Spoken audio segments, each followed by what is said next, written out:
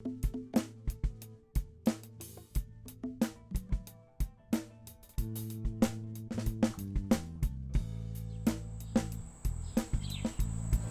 you see, these yews have gotten way out of control. They were about 3 foot high when my dad planted them. It's typical of any suburban yard these days. All the undergrowth here, that's all invasive. There's not a scrap of flora here on this property that's native, starting with the Kentucky bluegrass. We're only now finding out what the consequences of planting things that shouldn't be there are. We've lost 1% of our songbirds every year since 1964 globally, and certainly locally we're seeing that. Our bugs have vanished, and therefore our birds have vanished. The science is saying that we don't have enough open space left to preserve our local critters from extinction. And so what we need to do, what we're obliged to do, is to create habitat on our own properties, and that's what this project's about.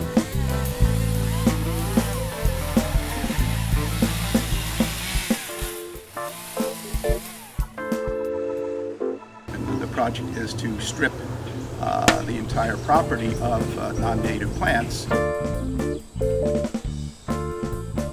I want to prove by example. My goal was to make this so beautiful that people have to rethink how they do their own yards. The 40 trees and the 1,500 plants that we're putting on this 0.4 of an acre here ought to draw up a lot of water, which is very important down here by the Great South Bay when your basement moves with the tides. We need to kind of work with the natural currents that are here. During a storm, it's going to rush past your driveway, get clipped in here where you have this bioswale. The bioswale will drain into this big infiltration pit. So we'll just keep going along here, giving a little bit of room from the side so we can put plantings in front of the trench. This natural low area. Oh yeah, it was caused by the flooding. Yeah, this is the infiltration pit anyway. We're going to dig it out as a square. We'll figure out soon enough what can survive in there.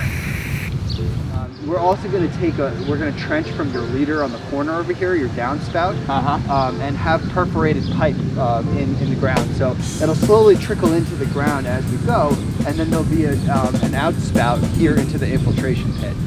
The day we put the stormwater infrastructure in, it'll be pretty darn effective, but that's the day it's at its most weak.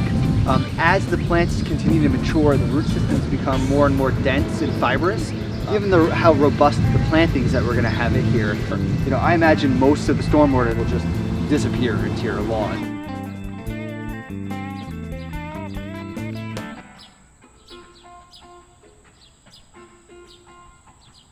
Our mission here at the nursery is to grow native plants for projects that are focused on ecological restoration. Any naturalized area where plant material is needed is an opportunity for us, making sure that the ecology is correct for the long-term success of all species on the planet, basically. The beauty of the native plants and the local indigenous species that we have here is they've been evolving with the planet. What we're just trying to do is protect what Mother Nature has already provided us. We got some foam flower here. This is Tirarella. This is a really nice shade-tolerant plant, native plant. A little bit of a broader based native area for this plant. This is some Joe Pye weed that we're growing. This is a flat right here of wild bergamot. This is Monarda fistulosa. In a tray like this, there's 50 individual cells, 5 rows by 10 rows, by 5 inches deep. So 50 plants.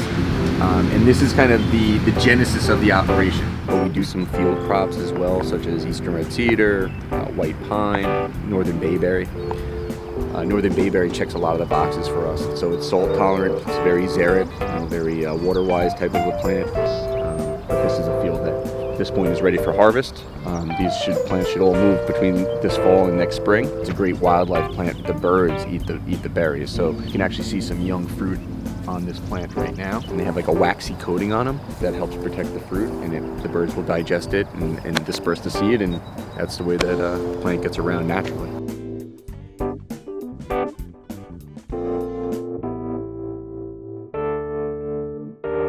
Today we're unloading the plants. Honestly, it's a little bit like Christmas morning to me every time. These are red maples. Beautiful, beautiful, beautiful trees. Drought tolerant, stormwater superpower. It's so fun. I love to look at what it's gonna be. My wife, Kristen, is the one who is really good with the design. Where are the Papillothus? We didn't get them because Matt suggested against it. It's really hay-scented fern, goldenrod. What, baby? That is yours. You're gonna help us out. We want some amount of privacy screening, and the bayberries are really nice because they get tall and really bushy. I want to create almost like a very opened U shape.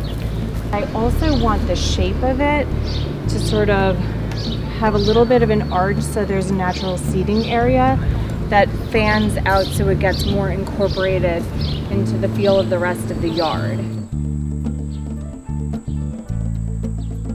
Just check me on the actual spacing of them apart. Yeah, they're fine. Okay. They'll kind of grow into like a hedge almost. Yeah, I want them to grow together.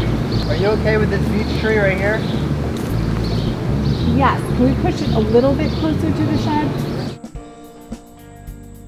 And here's where, you know, Marshall's gonna have like a nice little fire pit area, and it'll add a sense of place, you know, it's be a place to kind of retreat.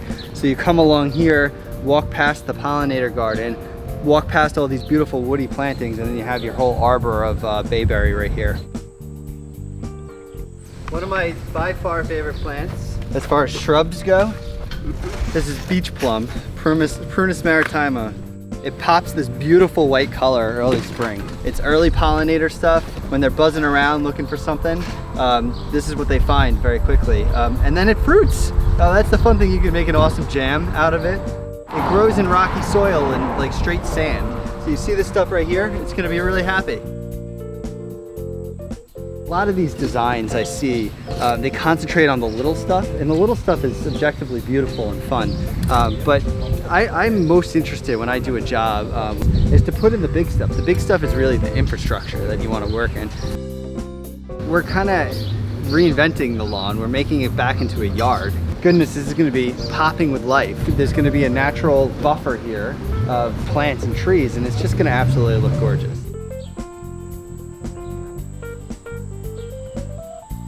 How do we fix the planet? 1 yard at a time. And so here we are. This is ground zero for the remaking of the suburban yard. If we could just have everybody on this block designate a 5x5 patch, suddenly this block turns into habitat. And this habitat, it scales up, and everybody can make a big difference by doing just a little bit. This is in a large sense about sustainability. All these trees here, this native biome will continue to fill in and integrate all these different types of plants that in nature belong together.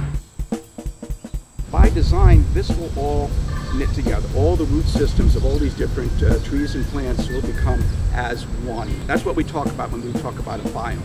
This whole yard will be, in a sense, one giant living thing. They're just babies. I mean, this is going to, over the coming years, just really take over. This will be like 8 foot high and really start to soak up all the extra rainwater. But as it is, you know, we get, you know, an inch in a half hour, and boom, you know, it takes care of it. We need to have people become good local stewards of their properties and of their communities. I think we're at potentially a moment of great awakening. Rewind, barefoot in the sands of time. Rewind, let's go make some dandy wine. Refrain, reflect, rewind.